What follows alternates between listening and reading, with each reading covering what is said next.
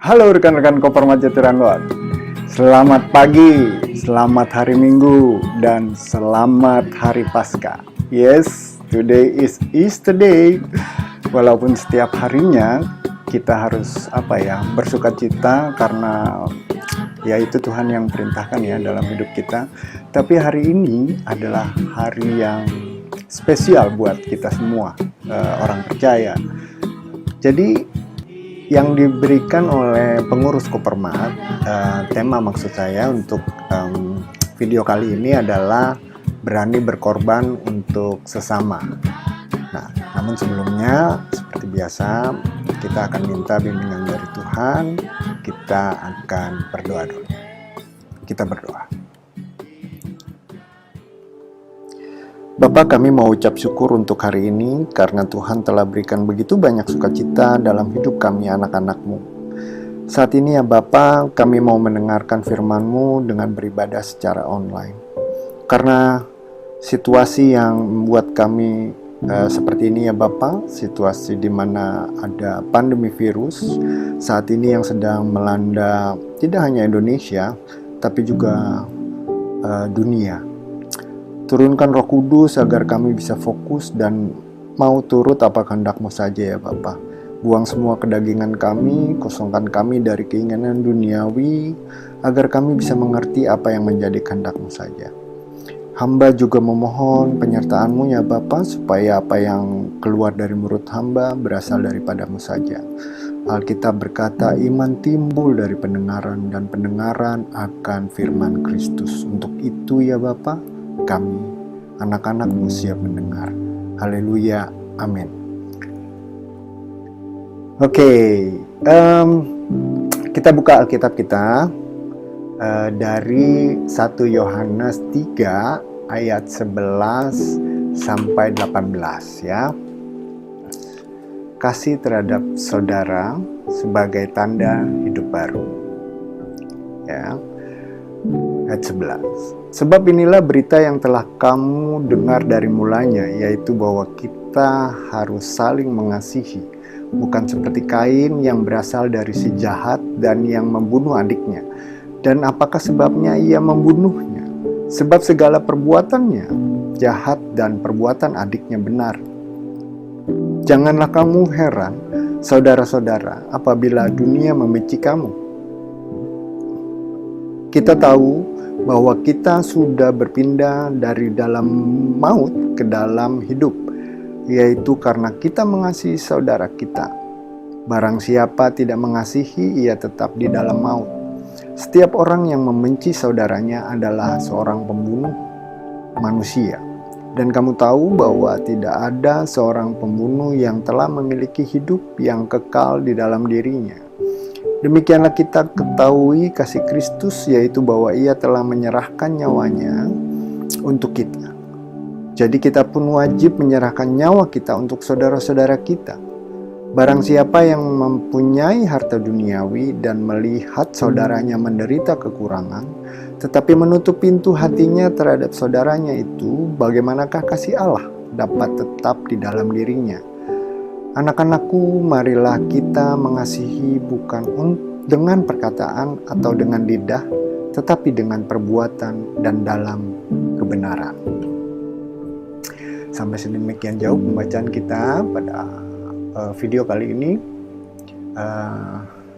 Berbahagialah kita yang mendengarkan dan mengamalkannya ke dalam kehidupan kita sehari-hari. Berani berkorban untuk sesama, itu tema kita ya. Nah, saya awali begini. Berani itu artinya mempunyai hati yang mantap dan rasa percaya diri yang besar dalam menghadapi bahaya atau kesulitan gitu ya, dan sebagainya lah gitu. Artinya dia kita membicarakan sosok yang tidak takut gitu ya, nggak gentar dan nggak kecut gitu ya.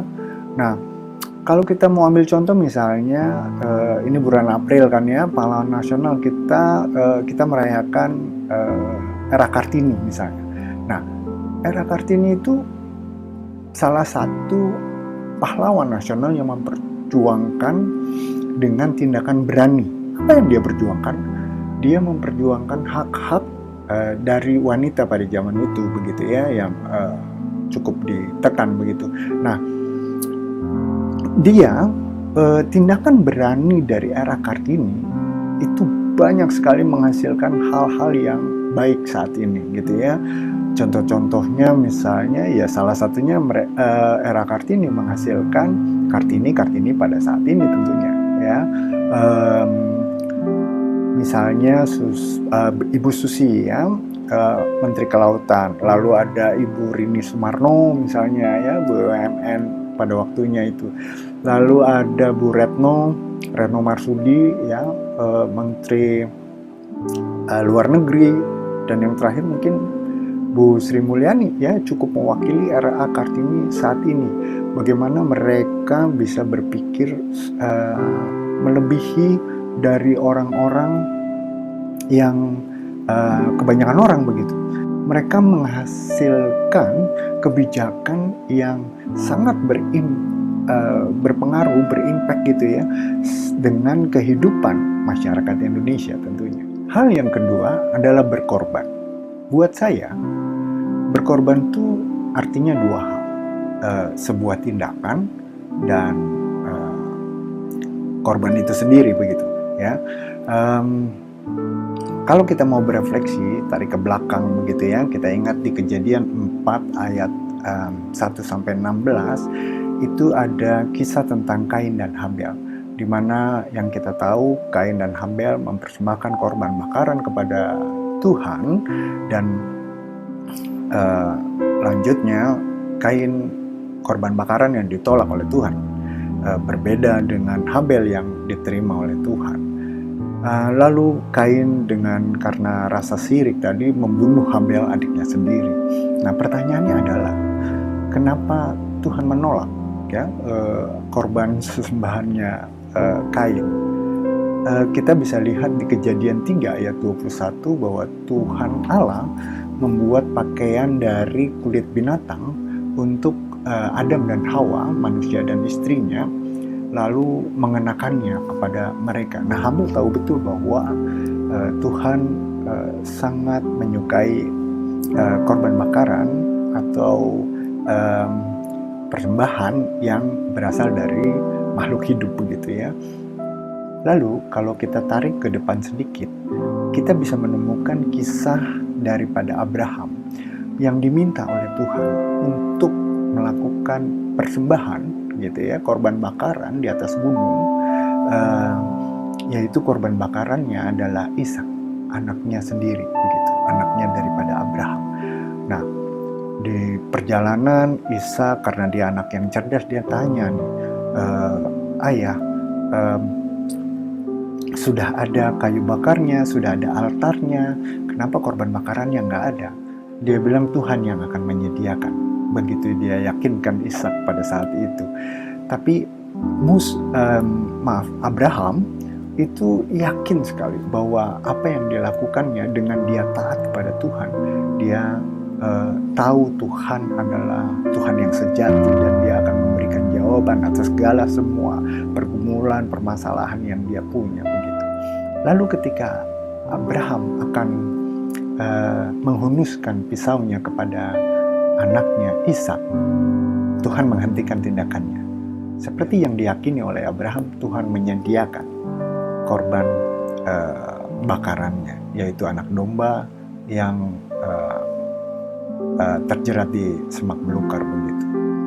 Nah, yang sangat menarik nih rekan-rekan muda Kopermat, kalau kita tarik jauh ke depan ya, ke perjanjian baru di mana Yohanes sedang melakukan pembaptisan, Tuhan kita Yesus Kristus itu muncul di situ dan hendak membaptiskan dirinya kepada Yohanes Pembaptis. Nah, yang menarik buat saya adalah Yohanes berkata begini, itu di Yohanes 1 ayat 29, Yohanes berkata bahwa lihatlah anak domba Allah yang menghapus dosa dunia. Di sini rekan-rekan muda Kopermat, Yohanes mencoba meyakinkan kita bahwa Yesuslah anak domba yang menggantikan Ishak. Paham ya? Jadi Yesuslah tumbal itu. Anak domba yang gak bercacat. Anak domba yang berasal dari Tuhan.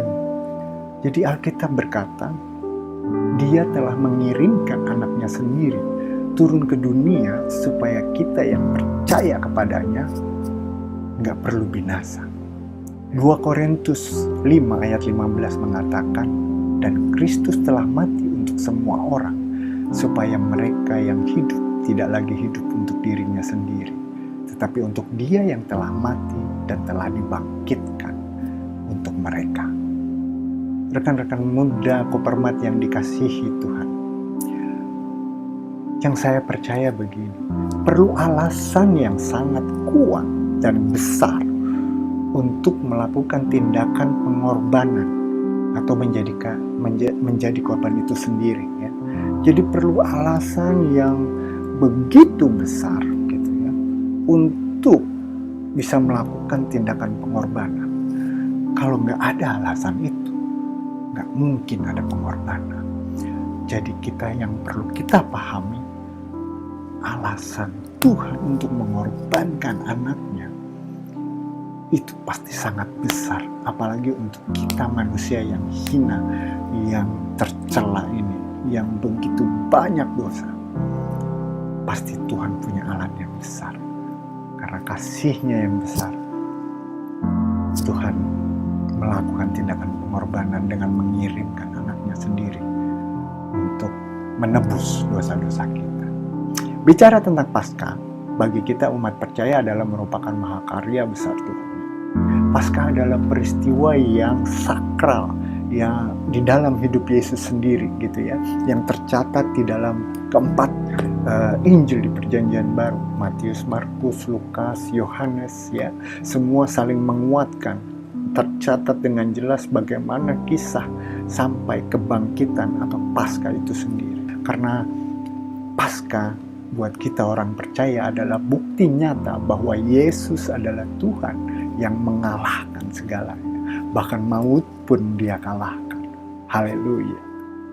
Rekan-rekan muda Kopermat yang dikasih Tuhan, pengorbanan Yesus adalah salah satu tindakan yang harus kita teladankan. Kita aminkan, kita berdoa syafaat.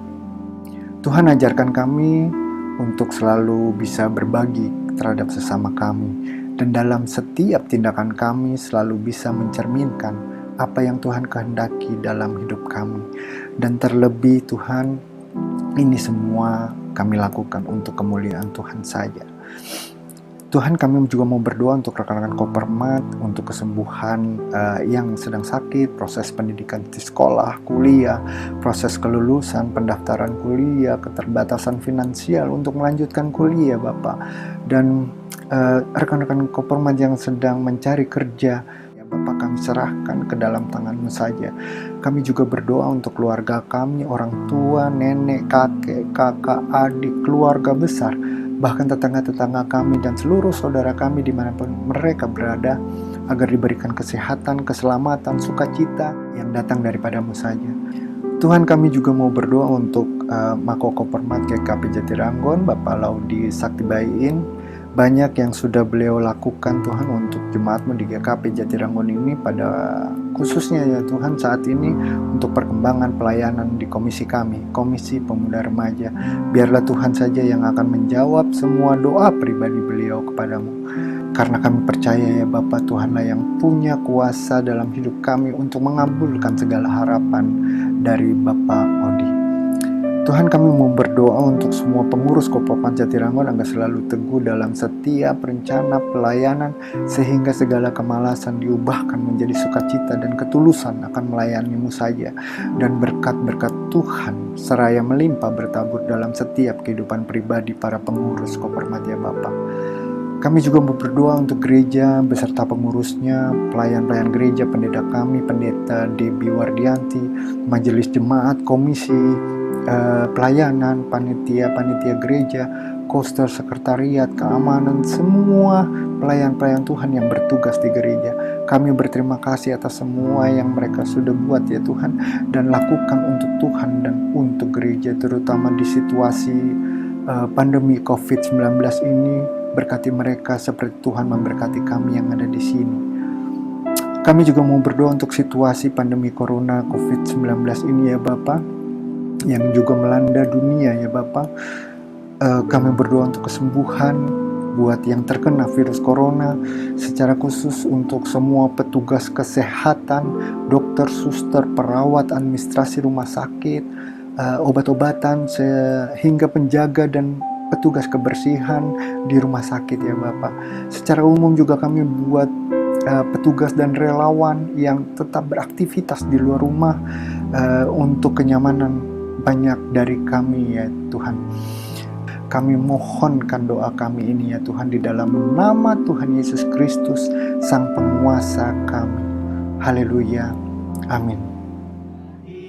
Rekan-rekan muda Kopermat yang dikasihi Tuhan, sekian dulu video kali ini. Stay safe, stay healthy. Tuhan Yesus berkata di Yohanes 15 ayat 13, tidak ada kasih yang lebih besar daripada kasih seorang yang memberikan nyawanya untuk sahabat-sahabat. Dan kita adalah sahabat-sahabat. Stay safe, stay healthy, dan tetap di rumah. Tuhan memberkati. Jadi berarti